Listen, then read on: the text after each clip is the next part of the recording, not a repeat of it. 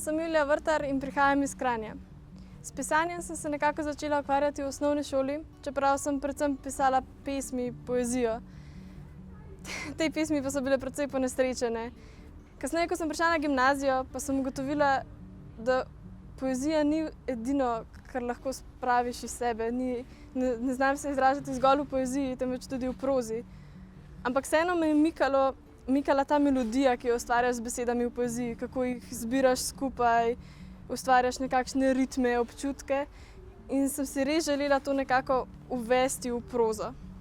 Tako sem začela iskati besede, jih zbirati, poiskati, katere imajo skupaj dober zven in nekako ustvarjati besedila, ki v bralcu vzbudijo občutke tako intenzivne, kot jih vzbudi poezija. Ko sem iskala teme za prozo, sem se precej obrnila na to, kar se je dogajalo okoli mene. Glede na to, da sem stara 18 let, običajno nimamo takih težav kot večina odraslih, a vseeno precej predelujemo svoje otroštvo. Trenutno smo na točki, kjer se spominjamo na stvari, ki so se nam zgodile v preteklosti in poskušamo razumeti, kako vplivajo na nas zdaj.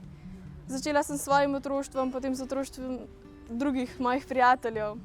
In čez čas ugotovila, da imamo vsi neke skupne točke, neke bolečine, ki jih ne moremo razumeti, neke trenutke, ko smo si želeli biti močni, pa nismo bili sposobni. In zato sem začela iskati v teh trenutkih bolečine lepoto. Želela sem, da bi tisti, ki nas je bolelo, razumeli svojo bolečino, jo našli v nekem tekstu in videli, wow, res se je zgodila, tam je bila, zdaj jo razumem, zdaj grem lahko naprej. V tisti situaciji sem bil močen že samo zato, ker sem takrat živel, ker sem takrat prišel čez tisto točko. In pa nekako dati drugemu pogled, mogoče tudi odraslim, da stvari, ki so se jim takrat zdele tako majhne in nepomembne, so na nas vplivale veliko močneje, kot bi si lahko predstavljali in nas oblikovale takšne, kot smo.